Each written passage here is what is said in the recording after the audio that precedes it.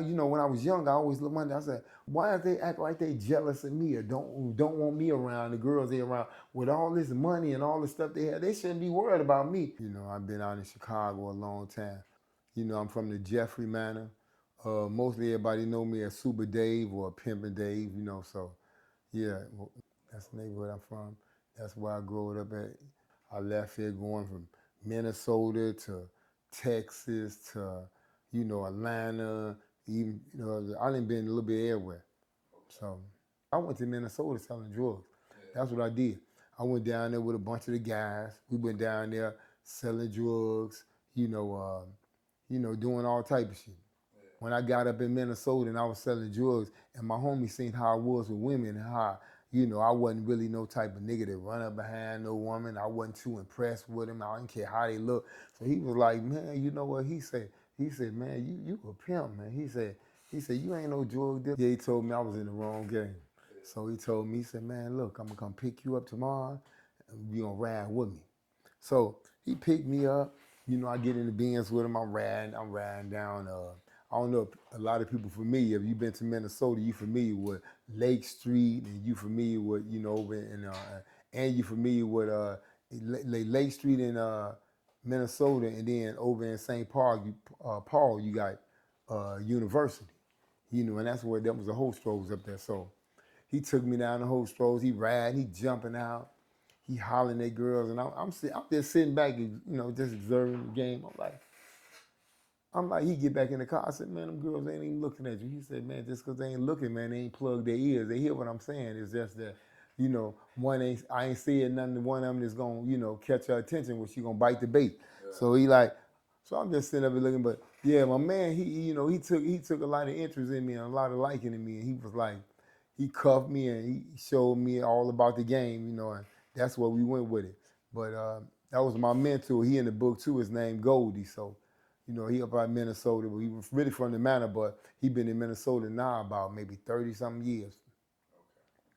And I'm seeing the way other guys that was pimps treating girls, and I'm like, I got a mother and a sister, so I'm looking at it like this and daughter. So I'm saying, if my daughter happened to down that route and happen to be a part of that life, I was looking at it like this. I would want her to meet somebody who genuinely cared about her and wanted the best for her. And that's what all of us want. You know, so I said, and the niggas was beating on him. I said, that ain't part of the game. Well, I wrote that in my book too. You know, when I was younger, I started really, because I had buddies that was, violent type dudes. You know, when it came to their relationships, they beating on their woman. So I was like, I realized that when you really ain't mentally strong enough to communicate, that's why they tell you, and it's always in the game, communication rule the nation. If you're not able to sit down and communicate with a woman, like they say, if you don't know how to uh, communicate with a girl verbally, you're gonna act out violently. It goes hand in hand like a left and right shoe.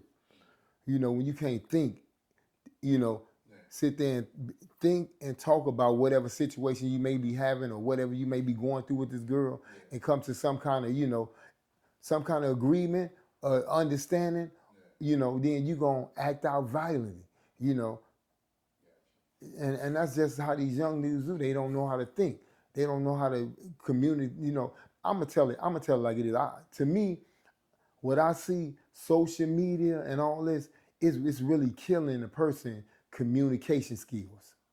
Like, people don't even talk no more. They don't interact. They either texting or, they don't even, going through Facebook and each other, they don't even communicate no more. You hardly never see a man walk up to a woman and, actually, really mac or do what we used to do. Have a real conversation. Dudes ain't even got no conversation no more.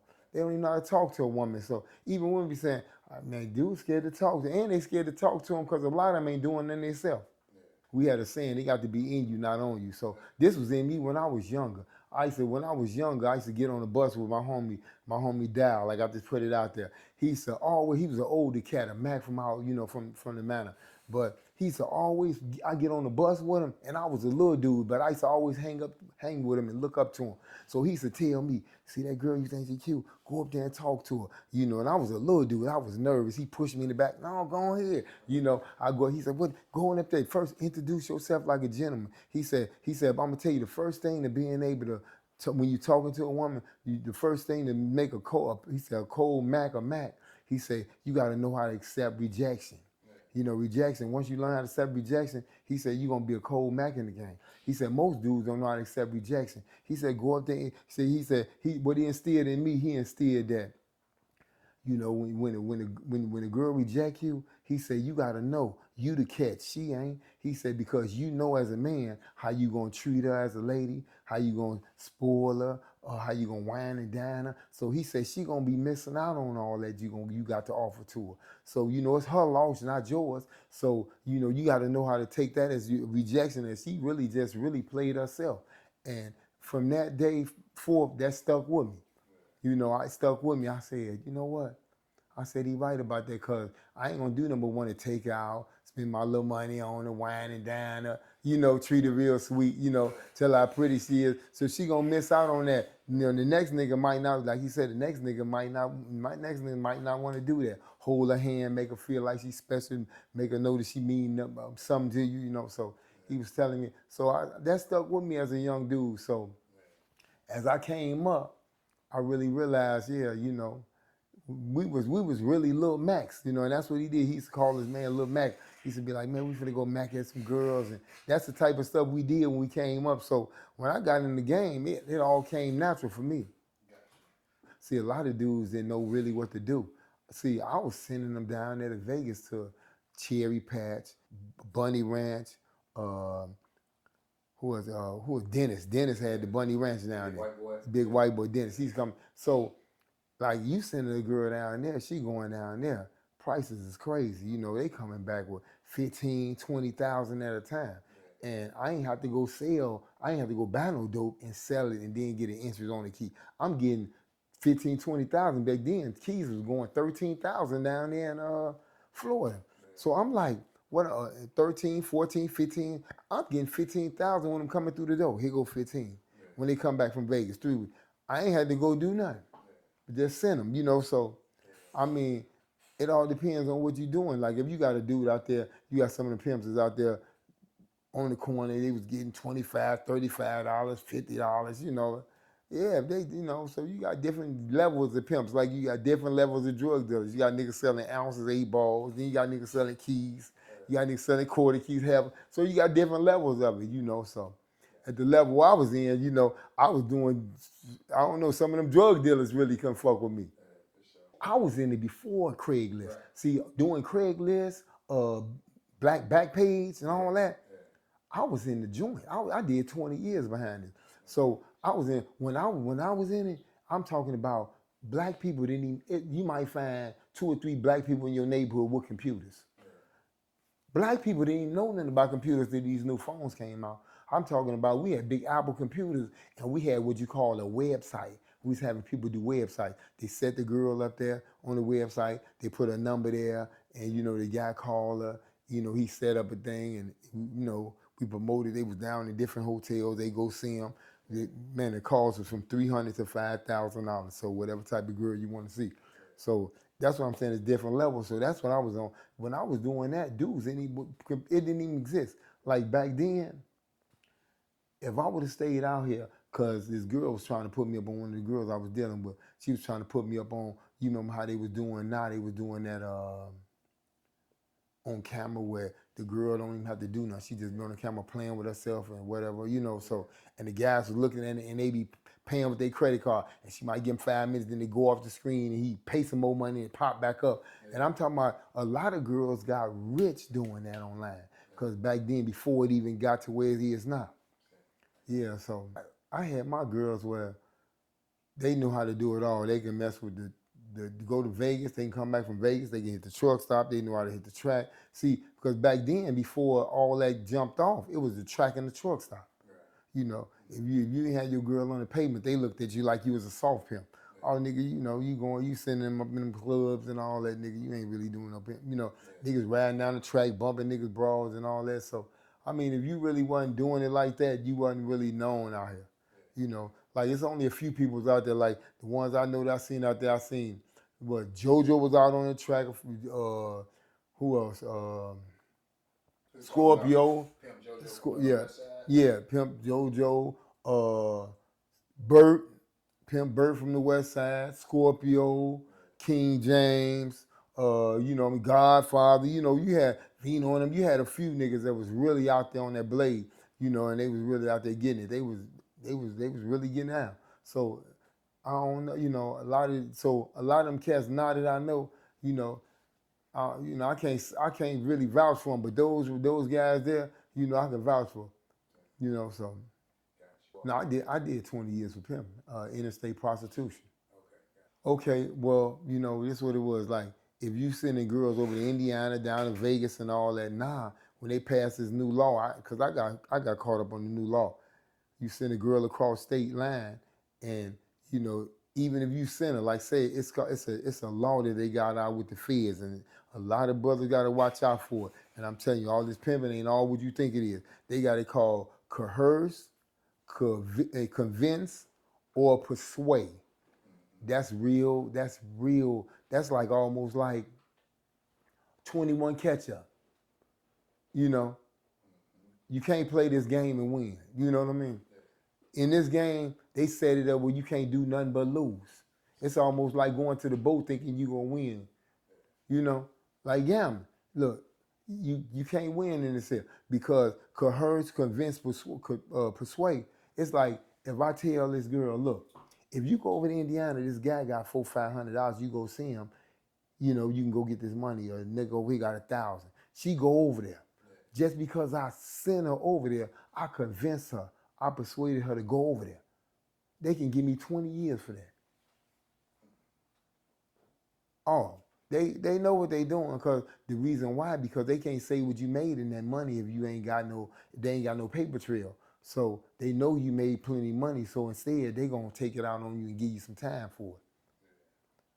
Cause that's the only charge. Like dope, you get caught with dope, they can possess and take your house, take your car and all that.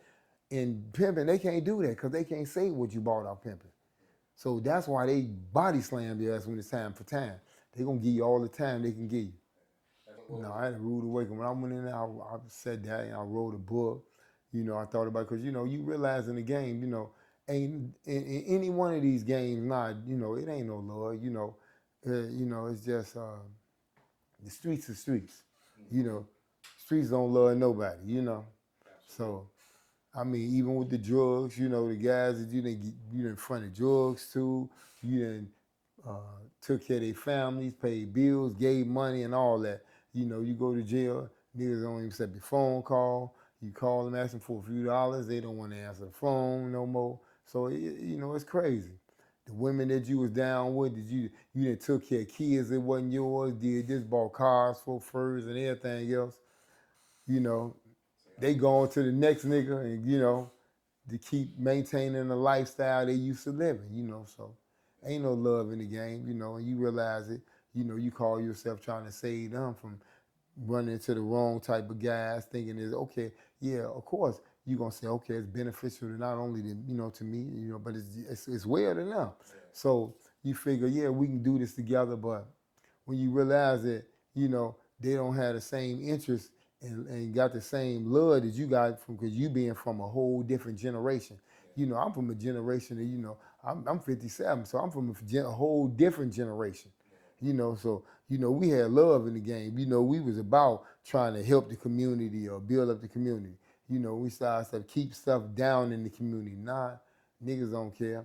We is respecting the elders. We see women, yes ma'am, yes sir, yeah, you want me to help you do this? Come over, cut the grass, or do something for these guys nowadays. They disrespect their mamas and grandmamas, and talk to them any kind of way.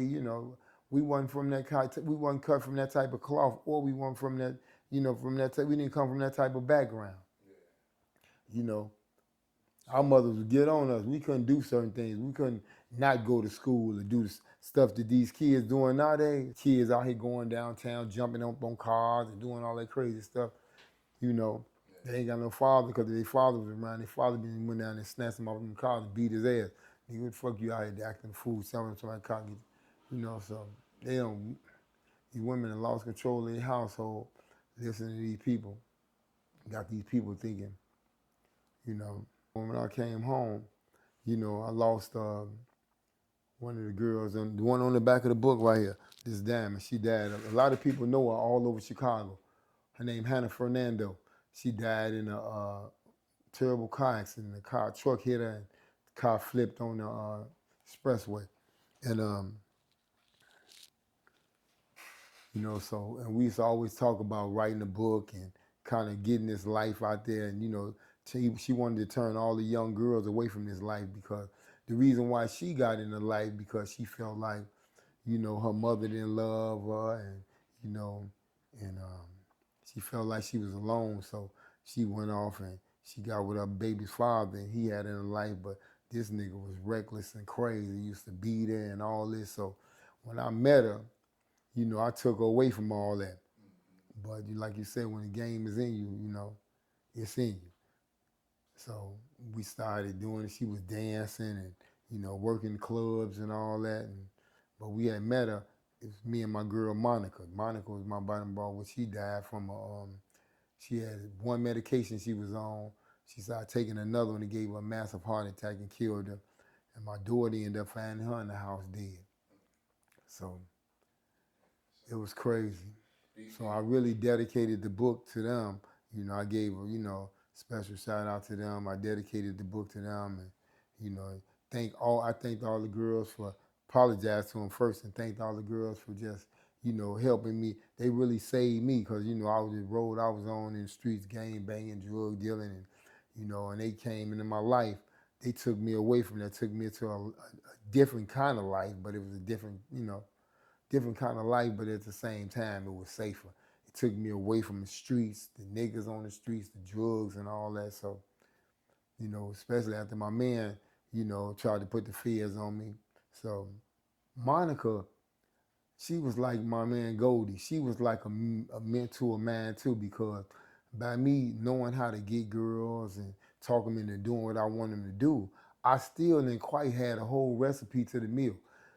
Monica gave me that. She, you know, she talked about it in her chapter. You know, she seen that I was the type of person I was, and she knew that, you know, I would be cold in the game. So she, you know, she would show me how, give me the game from a woman's point of view, how these women need to be treated in the game, the stuff they've been through, how sex didn't really mean nothing to them. They needed somebody to talk to, somebody that really had a heart and cared about the stuff that they was going through.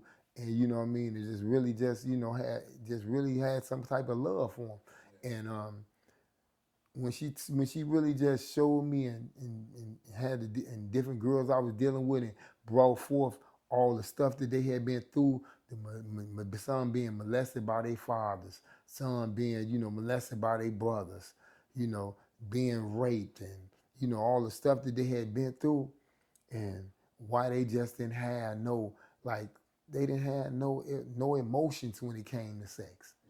You know, it just wasn't no, you know, the type of relationships that they had, it really opened my eyes to saying that, you know what, they have almost like a relationship. Say if I got older, I was 80, 90 years old, and I got impotent, and I couldn't have sex no more. I was impotent. And what would my relationship be based on? It'd be based on you have to have a real solid foundation because it's just based on the sex. Then the relationship is gonna be over when I can't do nothing no more. So the relationship was based on. That's why they had all. So when they showed me that, man, we having sex with niggas 8, 9, 20, 30 niggas a day. Now, so sex, that ain't nothing. You know, now our relationship got to be, got to be based on something solid than that, more solid than that. It got to be based on our communication. You know, the way we support each other, the way we, you know, the way we, you know, it had to be the way we support each other, the way the love that we have for one another, the way, you know. The way we just, and I'm sitting up here, I'm saying, you know what? A relationship got to be based on that. That's why every relationship I got into after that, it showed me I based my relationship on a more it wasn't a sexual relationship. It was based on more or less on how we gonna show each other love, how we gonna support each one another, our dreams and our goals, how we gonna be behind one another. How we gonna be there for one another. When you need something, I'm gonna try to be there for you. I'm gonna give it to you if I got it. I'm gonna help you get it. When that's the type of stuff that a woman in that type of situation, or even period, that your relationship should be based on, not just something sexual. Because if it is, your relationship gonna be over once the next man come give it to her better than you. So, the girls, they really taught me a whole lot. Yeah. So. That's why I dedicated the book to him. That's why, I mean, that's why I had real love for him, because Monica, I mean, she showed me so much. We'd be sitting there, she'd be saying, yeah, this girl went through this. Yeah, she went through that. She need for a person to be like this in her life. She need for a person to be like that in her life. And I'm feeling everything she's saying, and I'm like, yeah, you know what, you really showing me another part of this here. Now, yeah, I got the part from a man, expectation, but I mean, to give it to me from a woman's point of view, oh, I now, it took my game to a whole nother level. It opened my eyes, made me see things that other niggas didn't see, and other niggas couldn't really, didn't have an understanding about this game. So that's what made me advance, way, past a lot of these guys, because of the stuff I learned, the experience and stuff I've been through in this game. Well, see, I was taught and this come up from being raised from my grandmother. She always told me, she said, you know what? She said, who to say when you do something for somebody or love somebody a certain way, they gonna love you back the same way you love them. So she said, but you can't let that affect you. She said, you got to keep on being a loving person, because that's why they was drawn to you. The same loving person you always have been, But what you got to do is you just got to put yourself around people that love and care like you do, and push the other ones that don't love and care like you do away. Separate yourself from them. Don't let it change you. You just change your environment. And that's what I did. Well, I wanted to take my life and put it out there because I wanted the people to see that, a lot of these girls had been abused and been raped and, been molested from their parents and, and friends and family and all that. And I want them to see that, these girls had been through some drama that took them down down their lifestyle. And I want to let them know that I felt for them by seeing this, and I said, well, you know what? I said, if I'm gonna get in this game, I'm gonna get in this game, and I'm gonna show them that, everybody ain't like this. Some people genuinely care, and I wanted to see. And at the same time, it was something new to me. I'm coming out the dope game. I'm like, you know, a criminal, been a criminal all my life. So I'm like, let me see what's to this. Everybody keeps saying this is in me and this and that, and let me see what it is. And I really, like I said, not only that, they saved me. They took me away from a life of crime. And, we in the game, drug dealing, we shooting at each other and all type of stuff. So Yeah. in this game, I looked at it, I said, I ain't got to be all around all this danger and getting in all this violence now. It's something different. Yeah. It's more me, because I was more of a smoother cat, you know what I mean? So I'm like, it's more me, and plus I see half of these niggas, they ain't really stand up no way. When they go down, they gonna put the police on you anyway. So, yeah. I seen myself being in prison a long time ago. So, yeah. It was a way out for me. Gotcha. Just like it was for them. The most destructive part of the game is seeing that a lot of our women feel like they don't deserve better. They feel like they don't deserve better. Yeah. They feel like after, the trauma and the situation, whatever it was they've been through, yeah. They feel like, I guess they feel like if I can go through that, well, why should I deserve better? Mm-hmm. You know, and you be like, I'd be like, I've been through a lot too. I'd be like, my mother was on drugs and I didn't grow up going to school like I should have because I was trying to support the family doing. So but I always felt like I deserved better because like you say, from a young boy, you got to have somebody in your life to instill that in you. Yeah. And my grandmother did that for me. She instilled that in me like, you deserve better. Like, look at you, you're a light. She like, do you see how people are attracted to you, how people drawn to you? They're only drawn to you because your personality, your heart. They feel that in you when they come around you, in your presence. Yeah. And and that right there made me pay attention to myself and seeing how people was drawn to me. And I'm like, well, why? Seeing why people was jealous of me that had more than me. Yeah. And you know how when you're a young person, you don't realize that no, material stuff just make you have better things and have things in life. What people are drawn to in you is your heart, the way you treat people, and just the way you express yourself and just being the type of person you are. And that's something that a person can't buy. Same. And that right there alone, for me sitting back looking at why is these, because when I was young I always looked wondered. I said, why is this nigga got Benz, this got roses and all this nigga got this nigga got, why do they act like they jealous of me or don't want me around, the girls they around with all this money and all the stuff they have? They shouldn't be worried about me. Yeah. But it was something bigger than that, and my grandmother instilled that in me. It's something bigger than what a person have. The stuff that they got, their money, the stuff that you possess, the certain qualities and certain, she said they don't possess that. So, I mean, and their money can't buy that. So, she was like, that's why they jealous of you. They jealous of you because people are drawn to you and not drawn to them because of the stuff they got, but they drawn to you because of the way you are as a person.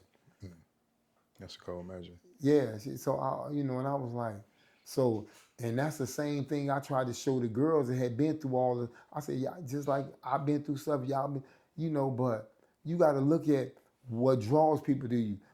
Even the way you able to talk about what you've been through. You able to talk about what you've been through.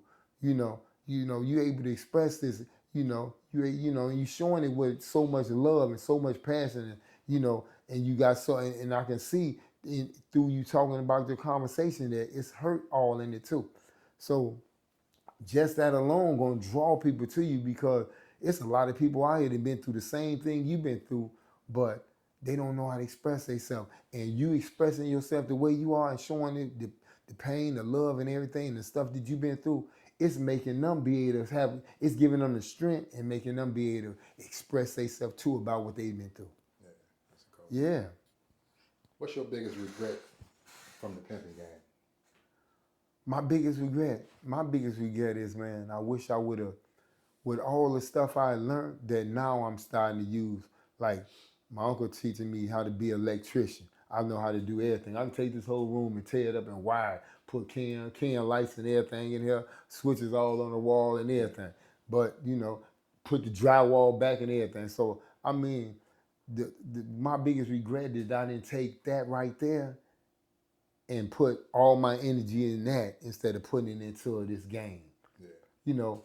I'm looking at how I could have went in when I was young and I had that money and bought houses, and I could have remodeled the houses myself, put them on the market and sold them. I could have been flipping houses, but instead I'm flipping hoes. What I'm getting, 2,000 and 3,000 here, went over here. If I buy a house for 30 and put about 40 in it, and I got 70 in it, and turn around and sell it for 2, I done made 130 off this. Can't no hoe compare to that. I'm looking at, I'm like, so, but as long as people keep you focused on this, you'll never be able to see this. And that's what they did with us. And me included. Don't leave me out of it. I'm included on it. I try to take my sons out because I know they're young now, and I said, man, look, y'all see this here? I remodeled my basement. I said, look, throwing these drywall in like this, putting these floors and doing this wiring and all this, remodeling. I said, this is a $30,000 job. I said, you know what? I said, just on material, you might spend, if that much, about $9,000. But you didn't profit $21,000. I said, what job gonna give you that right there? What job gonna give you that right there? I said, they only give you about 40, maybe 40,000 a year. Mm-hmm. You make this you make over half of that in a job. Yeah. One job if you doing your own thing. Why wouldn't you want to do this, but you want to do this? I mean, you can't show these young people something now. You can't even show it to them. You can actually, they can actually see it. They kind of remind me of the people back in Moses' days.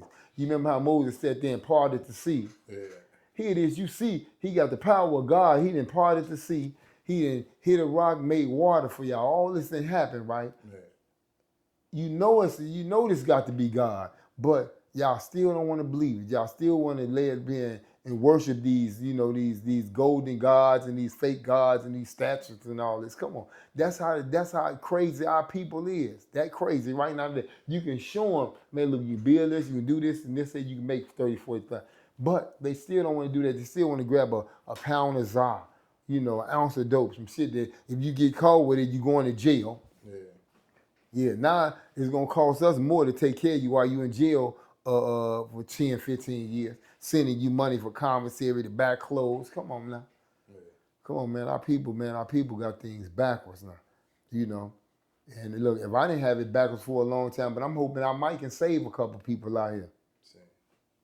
If you can go back, well, I can't even say not go back, but if you could speak to the young Super Dave, the 25-year-old Super Dave, knowing what you know now, what would you tell him? I would have said, man, you better go ahead and start remodeling them houses and get some of that real money.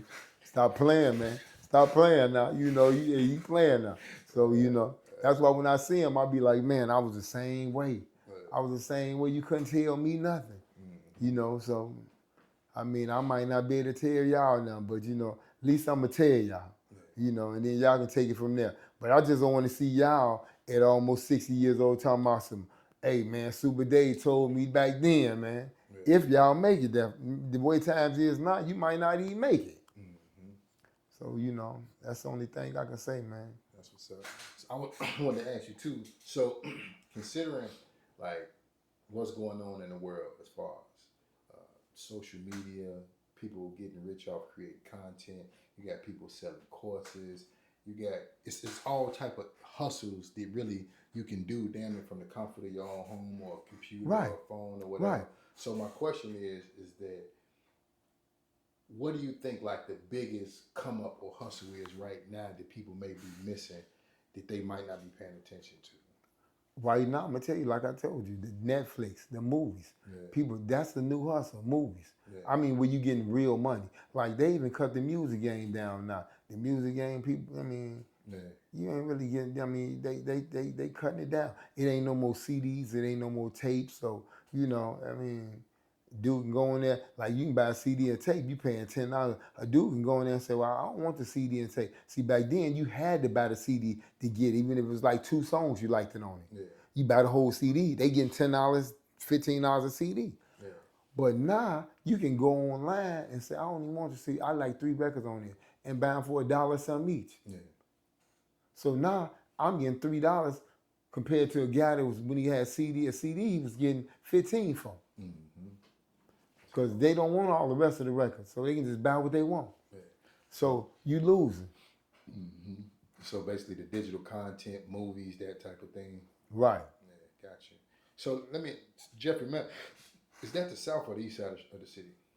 That's the south side. That's the south side? Yeah. So my question, go ahead. It started at the Hundreds. That's where the Y100 started in Jeffrey Manor. Okay.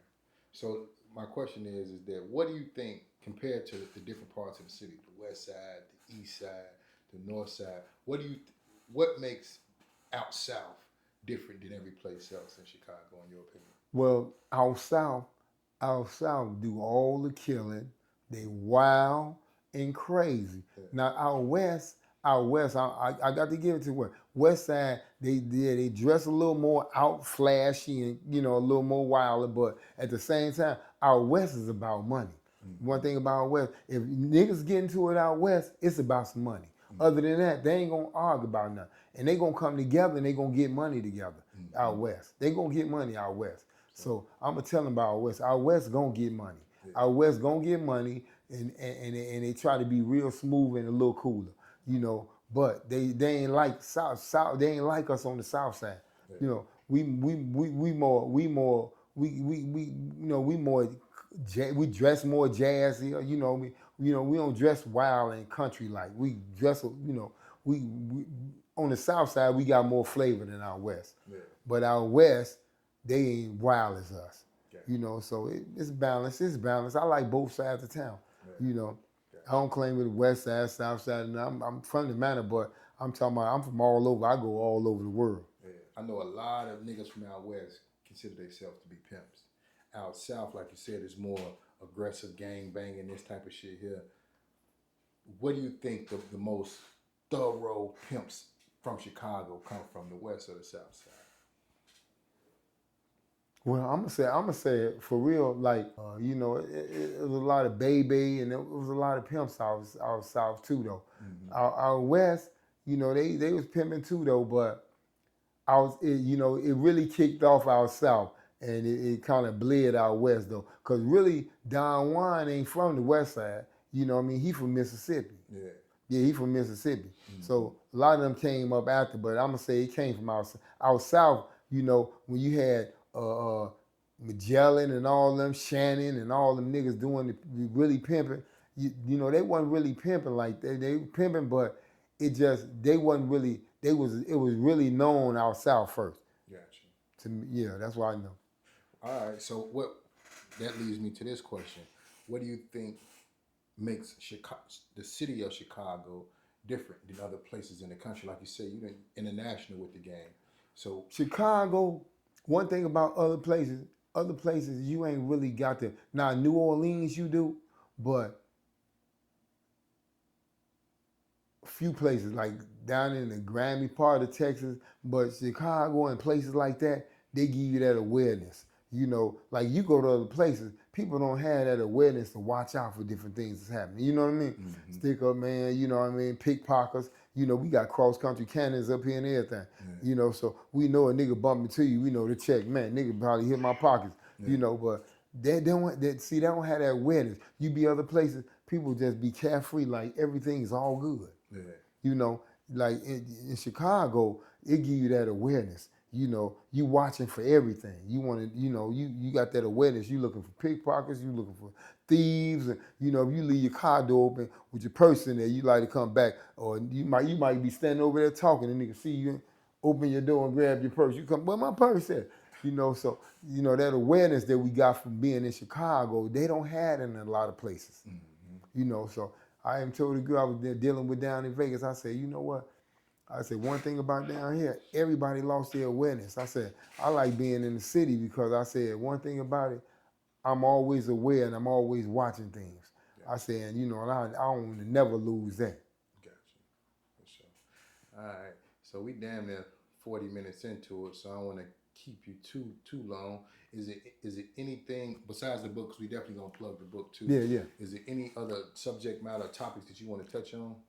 Well, I want to just tell the guys out there that, as far as this here pimping and all that, if you think that's cool, I'm going to tell you it's not cool, because a lot of these dudes now, and the way they doing it now, they got it set up where, you can't win this game. You going straight to jail.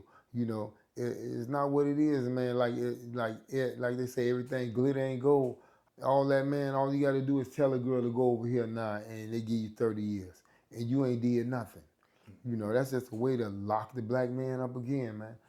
So if you thinking you want to go out here and do some pimping and all that, man, come on. So one thing they can't do, barbershop haircuts, remodeling houses, roofing and all that. They can't tailor in clothes. Man, you need to get into something where you can make you some big money and you ain't got to depend on nobody but you. Once you got that talent or, that trade up under your belt, can't nobody stop you. Mm-hmm. So I'm just going to tell you, what to do and how to go about it, or start you a business if you want to go into real estate. Buy houses if you got a little money right now. Buy you some houses and flip them. Fix them up, flip them. Same. Right now, I'm an electrician. We electricians. Me and my uncle, we got a on call. A lot of people out there know us.